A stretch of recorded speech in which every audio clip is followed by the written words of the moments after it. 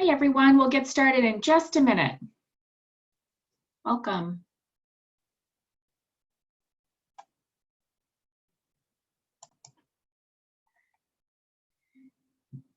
Welcome, everyone, and thank you for joining us for our week 5 of Forté's Don't Quarantine Your Career Log In and Level Up webinar series. My name is Michelle Lederhose, and I'm the Director of Undergraduate Programs here at Forté, and we have a great session for you this afternoon. First, a few notes. Please feel free to say hello in the chat box. Let us know what school you're with or your major, fun fact, anything like that. And I know our presenter today will be using the chat box as well to make this discussion interactive. Please use the Q&A box for questions. Likely most will be answered at the end, but I can answer some over the chat if it's relevant to help Cindy out. The webinar today is being recorded and will be shared out after the session. And this week we are focusing on self-care. Self-care is especially important during these challenging times. By making small adjustments to your daily routine, you can be more productive in advancing your career forward. Today we'll hear from Cindy, a career strategist and coach and founder of Hired Institute, for some tips. LinkedIn selected Cindy as a LinkedIn career expert, and through Hired Institute, she helps people land their dream jobs.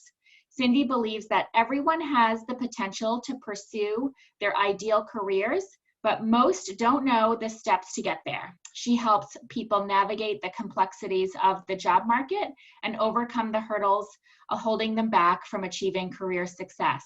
So welcome to Forté, Cindy, and I'm going to turn it over to you. Thanks so much. Hi, Michelle. Hi, everybody. Thanks so much for having me. Let me know if you can hear me and see me well. And if you are just joining in, make sure that you post your name and where you are joining in from in the chat.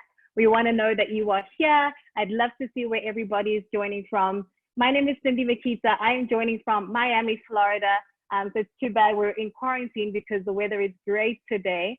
I see Anna from Morelia, welcome. Somebody from, I see Daniela from Trinity, Washington. Megan, North Carolina, hi there. Cecilia from Mexico. Rabia from the UK, awesome, thanks so much for joining. Hello everybody, this is going to be an awesome session. So we are going to be talking all about prioritizing self-care while advancing your career. Let's get started. Okay, so as Michelle mentioned, my name is Cindy Makita. I am a career strategist and coach and founder of Hired Institute.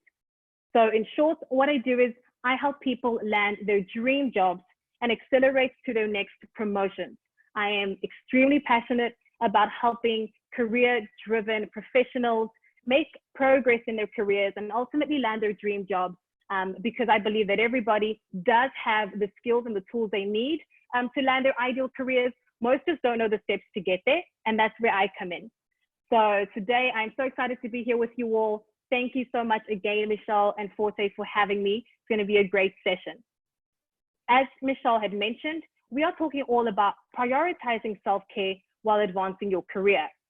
So let's think about how can you produce your best work and actually make progress in your career while dealing with the current challenges that we find ourselves in. So many of us, actually all of us, are in this state that this global pandemic, right, has brought on us.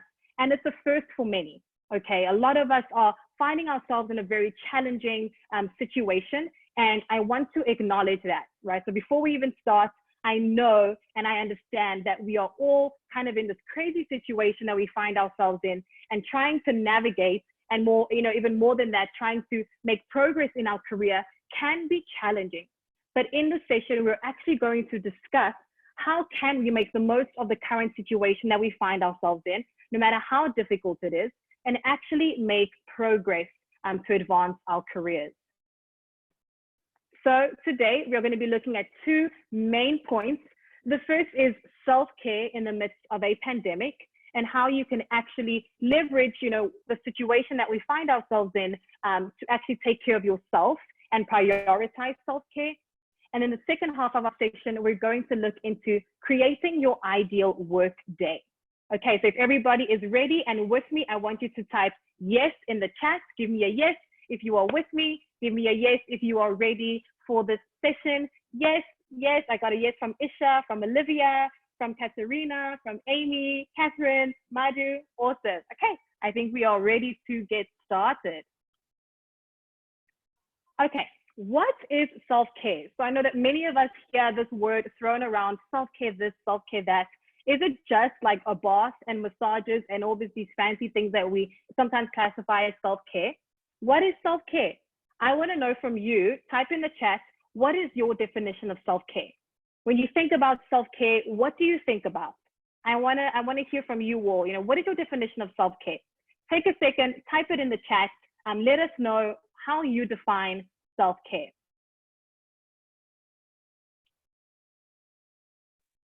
Hannah says, doing small things that bring me joy. I like that. That's awesome.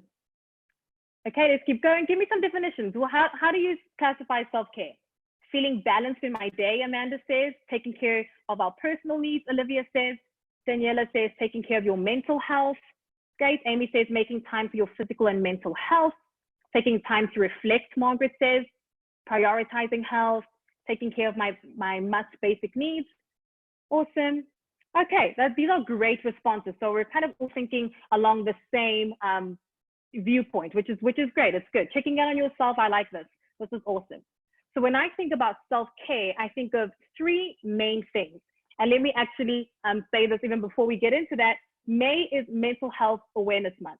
Okay, so while we're going through this, just have a second to think about, you know, what mental health is and how you are, or what steps that you can do to actually boost your mental health. And this session is going to help. So when I think about self-care, I ultimately think about three main things.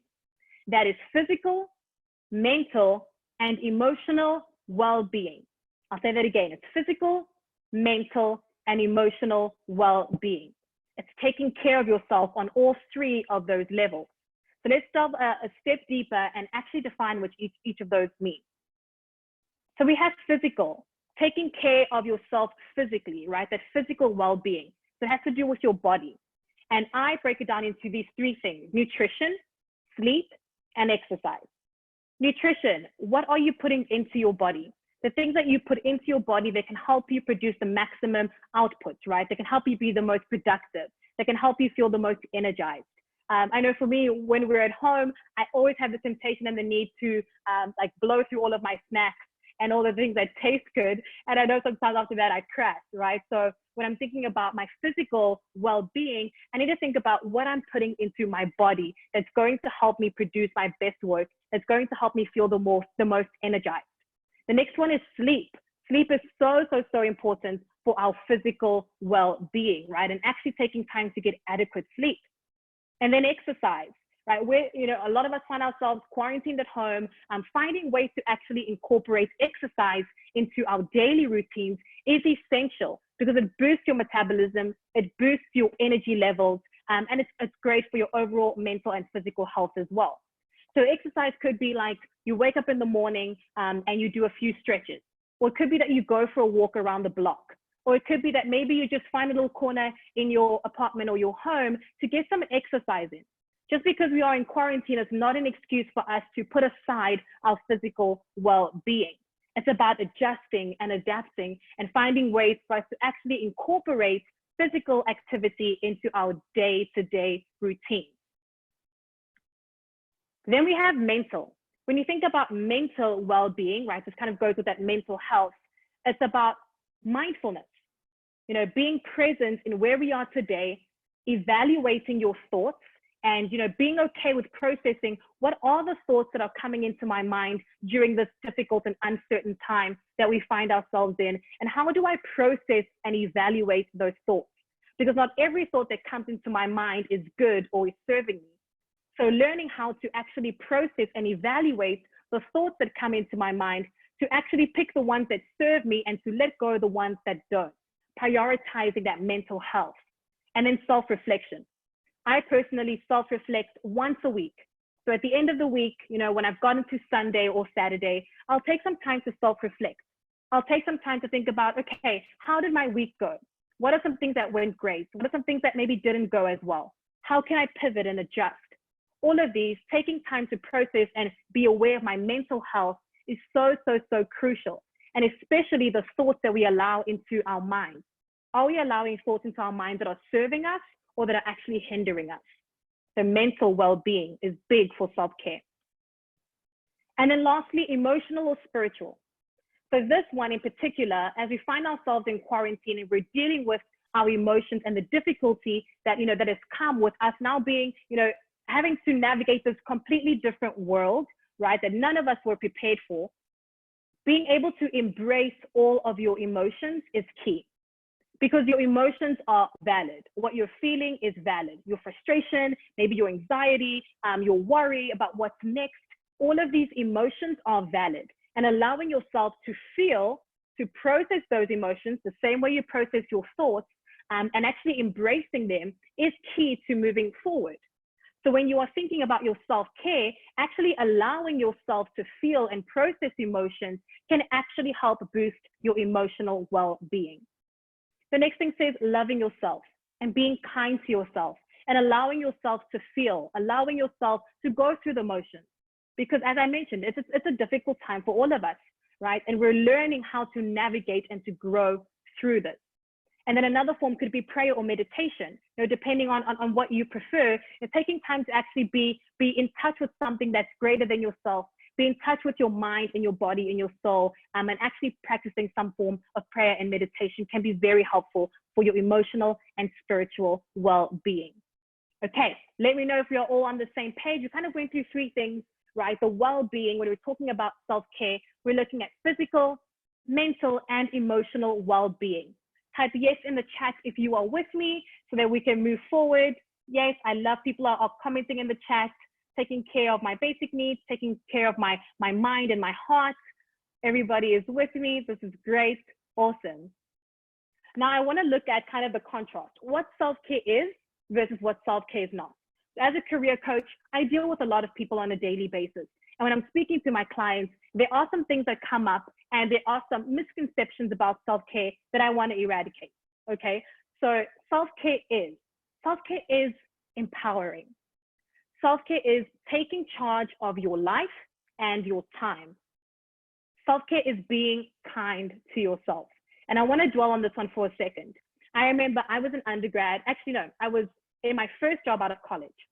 And I remember I was really hard on myself. I just wanted to excel in my role. And I would push and I would push and I would push and I'd get so upset at myself when I would make a mistake. And I remember my boss, my then supervisor, she just stopped me and she's like, Cindy, take a second, be kind to yourself. It's okay to allow yourself to fail and to get back up. It's okay to allow yourself to feel and process emotions. Being kind to ourselves is so key when we are prioritizing self-care. So I'm going to tell you the same thing that she told me, be kind to yourself. And then lastly, as we mentioned, allowing yourself to process emotions is a form of self-care. Self-care is doing what makes you happy. This is key, right? Being able to incorporate things that we love to do, things that boost our joy and our happiness into our day-to-day is crucial, especially when, there's a lot of negativity. There are many things that are going on in our world right now. But being able to find things that boost our joy and boost our happiness in the midst of the chaos and the turmoil and in the midst of a pandemic is crucial to boosting our self-care. So self-care is doing what makes you happy.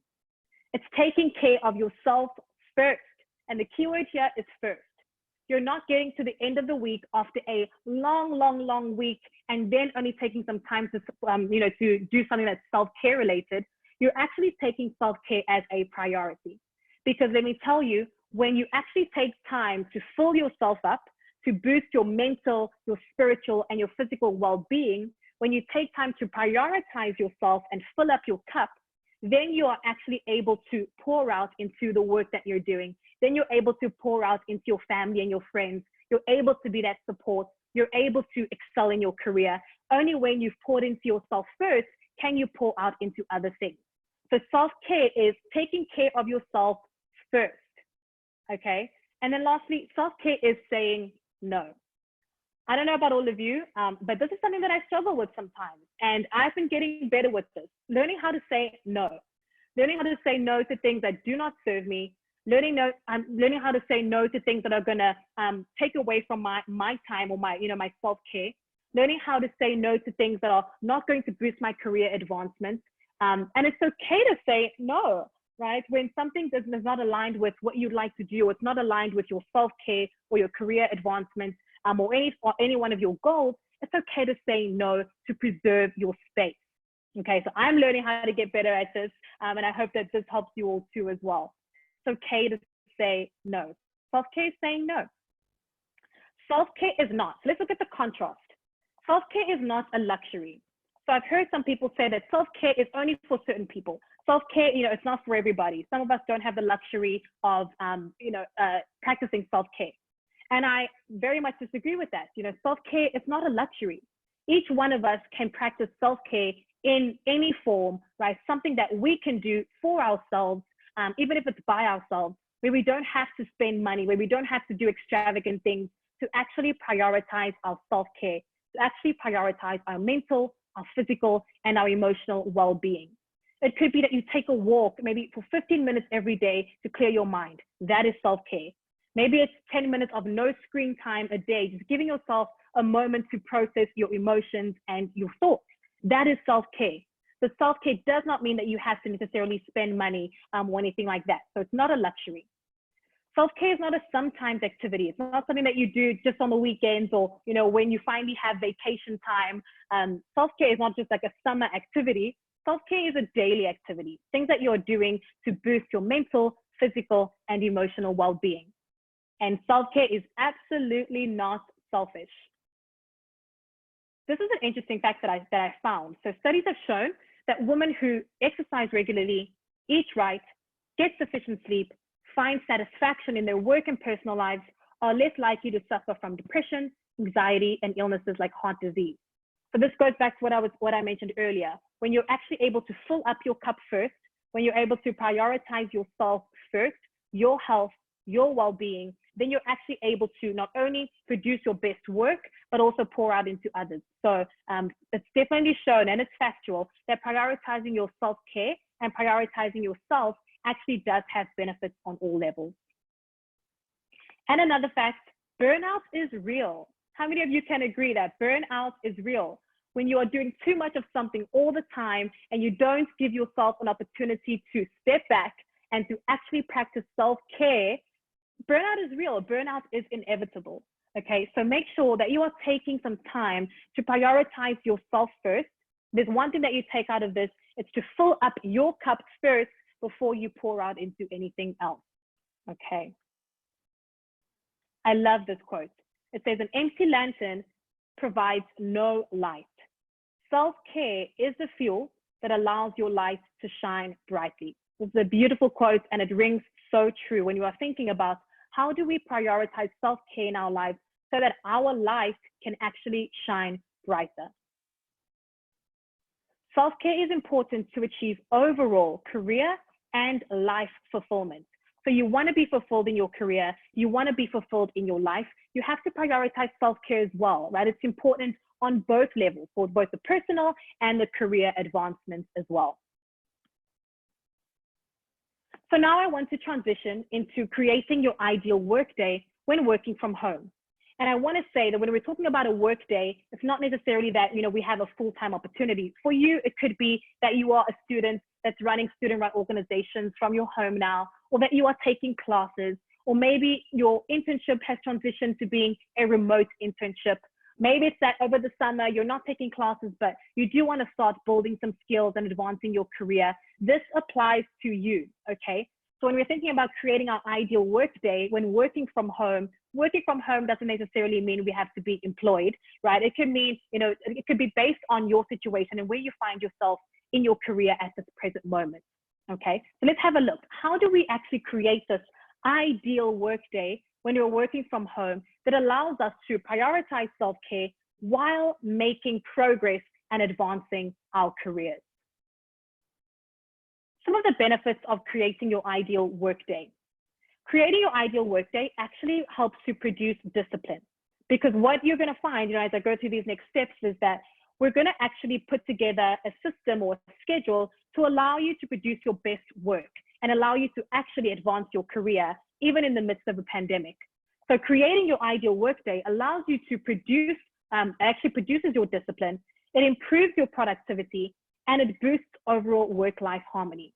I am very big on work-life harmony or synergy as opposed to balance, because sometimes your personal life needs more of your attention, and sometimes your career or your work needs more of your attention, or your school.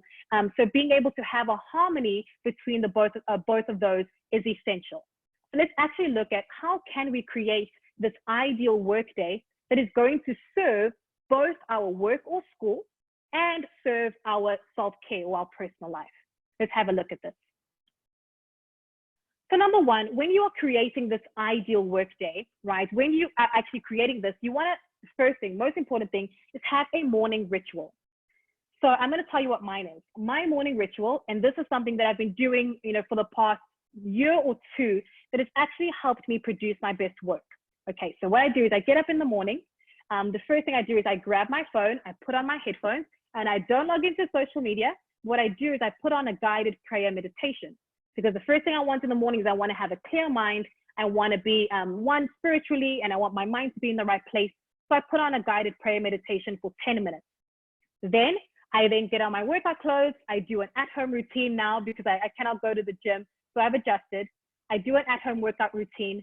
I then follow that by writing out my goals for the day so that I make sure that I'm aligned. I know what I need to accomplish and achieve. I know what I'm working towards. I then have a breakfast. My husband and I have a breakfast together. And that's my morning routine. And I found that when I have this routine, this is what serves me best. This is what allows me to be my most productive and produce my best work. So for you, when creating your ideal work day, when working from home, or taking classes from home, or organizing student-run events and organizations from home, you have to figure out what is your ideal morning routine. What is that morning routine that is going to serve you best? What do you have to do in the morning when you get up to make you the most productive during the day? Because let me tell you, how you start your day, actually, it'll set the trajectory for the rest of the day. So if you start your day on a powerful, very effective, very intentional note, that will actually set the trajectory for the rest of your day. There's been times when I wake up and I do not feel like getting out of bed. Let me tell you, I know all of us have been in this position. I just do not feel like getting out of bed. I want to stay in. But because I've created this habit and I've created a morning ritual that has allowed me, that makes me the most productive throughout the day, I know that when I get up, I'm going to do my morning routine, whether I feel like it or not, and it's going to set me up to have a great, productive, effective rest of the day. So for you, figure out what is going to keep you energized in the morning. Maybe it's not a workout. I know some people that absolutely cannot work out in the morning because it leaves them feeling drained, and that's okay. You need to figure out what works for you. What can you incorporate into your morning routine or your morning ritual that is going to set you up to have a productive day? Okay, so have a think about that. So you must have a morning ritual. Number two, you want to set your schedule. When you are creating your ideal workday, you have to have a schedule. So whether it's that maybe I'll wake up at 9 a.m., I'll log into my online platform, I'll review my notes for class at 10, I'll take an hour break at 1 p.m., I'll finish doing my assignments and projects, and by 4 p.m. I'll be done. Whatever that looks like for you, you have to have a set schedule. Because not only does it help keep you accountable, right, because it's like you're actually going into class or you're going into a remote internship, having a set schedule will help keep your day aligned, okay? So figure out what is your starting time. When are you going to start either logging into your classes online, or when you're going to start logging into your remote internship, and at what time you're going to end, and even factor in some time for lunch, like a lunch break. Treat it as if you were going into college or university. Treat it as if you were actually going into an internship, because it'll actually help you, right, as you develop this routine and this habit. When things go back to normal, if ever, you'll actually have this routine already established. But it also allows you to produce your best work. When you have a set schedule, it holds you accountable, it ensures you are productive, and that you're not actually swaying with whatever is going on. So produce your best work by setting your schedule. This leads very nicely into the next point, which is when your workday is complete, stop working. Okay, so for example, if you have a remote internship and you have decided that you're going to start your work day at 9 a.m. You're going to have a lunch break from 12, like noon to 1, and then you're going to stop working at around 5 o'clock. When you're working from home, sometimes it's difficult, right? To be like, okay, I want to stop. I'm going to close my laptop. Sometimes you just want to keep working, and there's always that one thing extra that you can do. And this, I find this happens in my life a lot, right? There's just one thing extra that I can do. But I've learned that when my workday is done, I have to stop. Otherwise, I am not prioritizing my self-care. I am not prioritizing myself. Because you'll see when you don't have these clear lines of when you start and when you stop working, you'll often find yourself working overtime. And remember, we spoke about that burnout is real. There'll be some days that maybe, yes, you have to get an assignment done, so you'll work later, and things happen, so that's okay. But it's very encouraged that when your workday is done, you close your laptop and that you do something for you. So maybe it's that you go outside and have a walk, or you ride your bike, or you read a book. But make sure that when you're setting your schedule, you have these clear lines so that you can actually prioritize yourself and have this overall work-life harmony balance. Next, you want to actually incorporate your favorite things into your daily routine, not just on weekends. So a lot of us have the notion to, I'll do the things that I enjoy doing just on the weekends when I have time to myself. But the beauty of creating your ideal workday, you have the autonomy, you have the leeway to incorporate your favorite things into your day-to-day life. Remember, we spoke about that work-life harmony, having them all work together. So if at 6 o'clock you decided that's when you're going to stop working, or that's when you're going to stop, with your assignment, at 6 o'clock, pick up a book, do something that you love to do, something that you're going to enjoy doing, so that that evening time is your sacred time for your self-care and to prioritize and feed into yourself. So don't only leave your favorite things for the weekend, try and incorporate them into your day-to-day routine. Maybe it's a FaceTime with your friends, or maybe it's time to check in with your family. Whatever that is for you, incorporate your favorite things into your daily routine and not just on weekends. Commit to giving your all to your work and school, right? So you want to advance your career. I know you are on here because you are passionate and eager to actually excel and accelerate your career even during this time. And it's great that you have that mindset, but just remember that it's also important to commit to yourself daily, because when you're able to pour into yourself, you're able to actually make progress with your career. When you create your ideal workday, you have these set schedules. So maybe you want to start, building some more skills. You want to take a class online. Maybe you want to log into LinkedIn Learning and see some of the new courses that they have available. You are able to make progress in your career despite everything going on. But creating your ideal workday allows you to have that overall work-life harmony. Again, this is also one of the things that I've said often, but an empty cup cannot pour into anything. You keep yourself filled up by creating an ideal workday that serves both you and your work, okay? Because you want to advance your career, you want to excel, you want to continue to make progress even during this time, because it's absolutely possible to make progress in your career during this time, but you must make sure that you are pouring into yourself as well. Thank you all so much for listening. You're actually able to follow me on @Hired Institute for more of these kind of tips that we're constantly posting on that. If you have questions, you can email me, cindy@hiredinstitute.com. And of course, you're welcome to visit hiredinstitute.com as well for some more of the things that we offer and some of the services as well. Over to you, Michelle. Here we go. Oh, Cindy, thank you so much. What a great presentation. I'm so thankful for your leadership in the space and all that you're doing to support the Forté students. So thank you very, very much. Let me take a look here. This is there's a lot of thank yous coming through the chat box right now, Cindy. So I hope you're able to see those. And if you do have any questions, you're welcome to pop them into the chat box as well. Cindy can see that. I think everything was so straightforward, and I appreciate you posting your contact information to follow up. I have a question that just came in here. What sort of values are helpful to adopt in some of this stuff? I find myself overplaying some values, like making a contribution and achieving my potential, but find less so about finding harmony in work life. That's a great question. Yes. That's a great question. So you're saying what sort of values are helpful to adopt in some of the stuff? I find myself overlapping some values like making a contribution and achieving my potential, but less so about finding harmony in work or life. I think that's like a very, very interesting, right? So I think when you think about your values, right, it's very personal. So your values are very personal, but you want to be able to depict that whatever I'm establishing with my values, that it is also bleeding out into my work life and into my personal life as well. So let me ask you, what is it that you value? You know, and this is a question for everybody. What is it that you value? Do you value family? Do you value integrity? Do you value career advancement and success? When you're thinking about what you value, of course, you want to incorporate the things that you value into everything that you're doing, right? And then being able to find things that serve those values is key. It's just like when you are, I tell the people that I coach, because I'm a career coach, I tell them, what are some of the things that you value in a company that you'd like to work for, right? So what are the things that you're looking for? So that when you're actually going out into the job market and you're searching for that potential internship or job, you're looking for companies that align, whose values align with yours. So it's kind of the same thing when you're thinking about how does it play into contributing, you know, into your work life or your career. Figure out what it is that you value and how it's actually able to play into both. I hope that answers your question. That's a great response. It is such a tricky question and so unique to everyone. So I appreciate your feedback on that.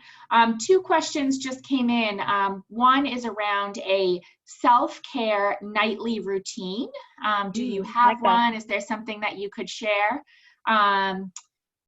So, and then the other one was also related to kind of the end of the day. How do you stop working at the end of the day? I feel like I'm living in endless anxiety in my to-do list. So those two look like they can go hand in hand.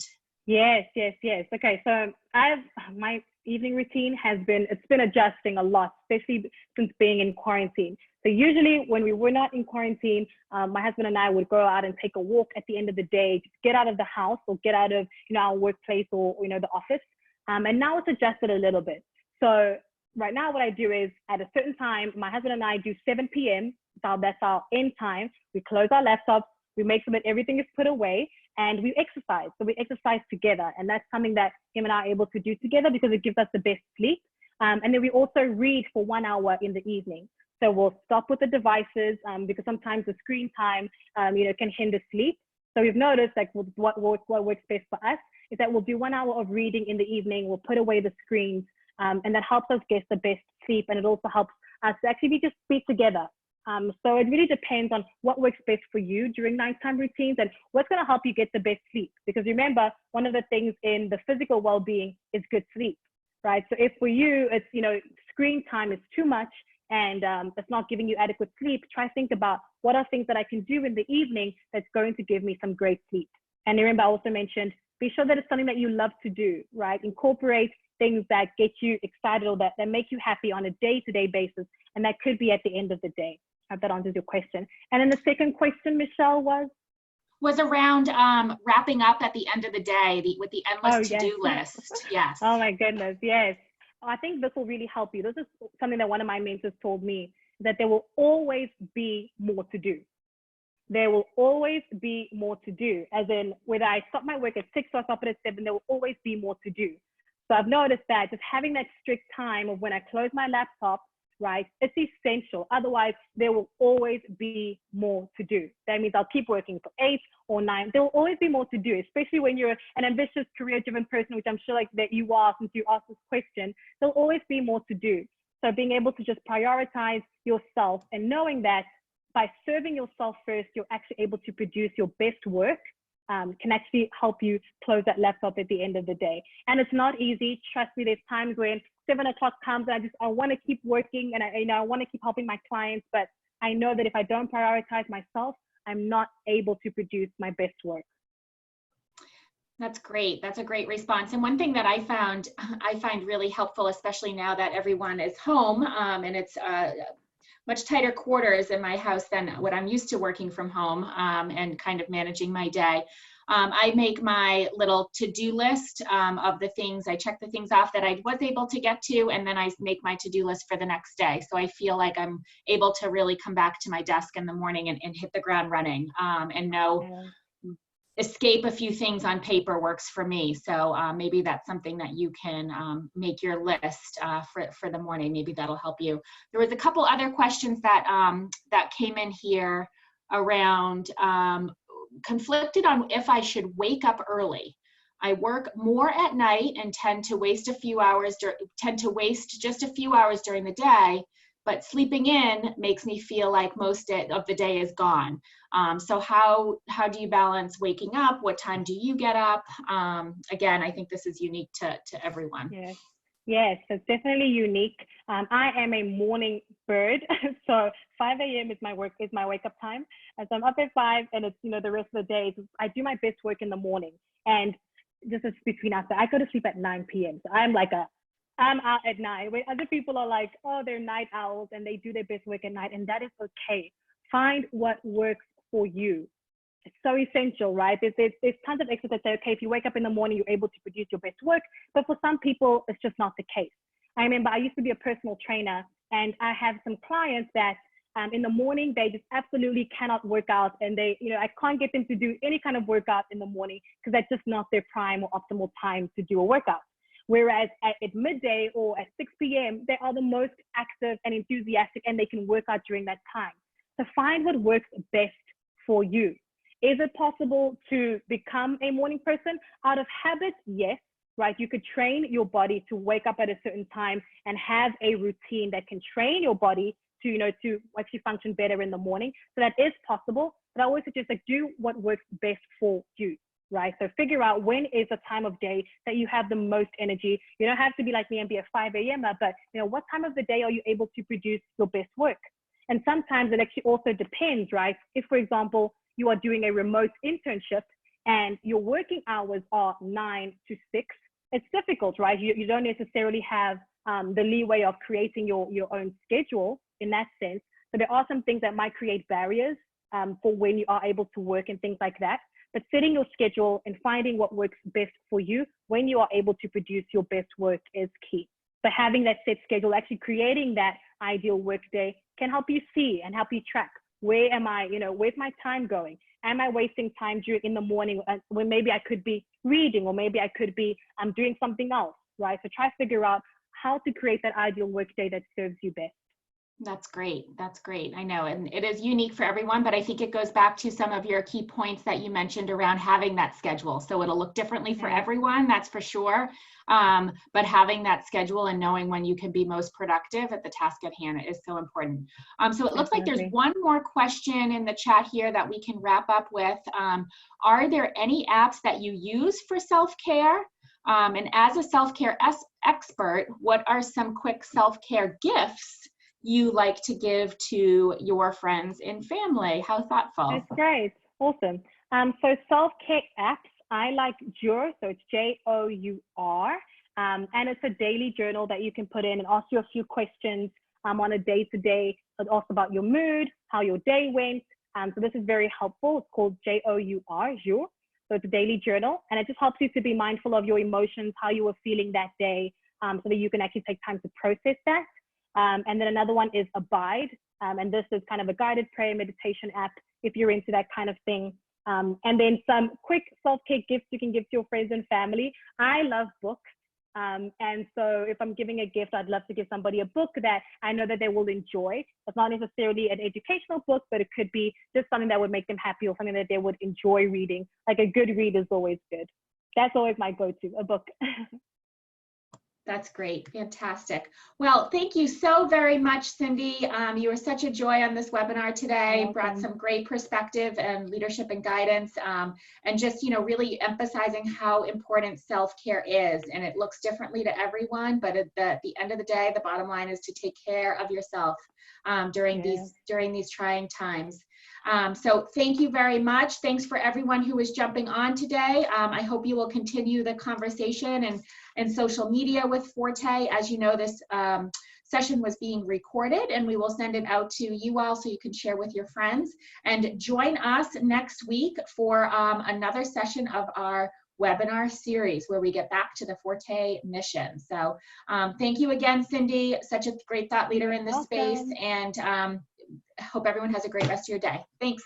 Bye, everyone. Bye-bye.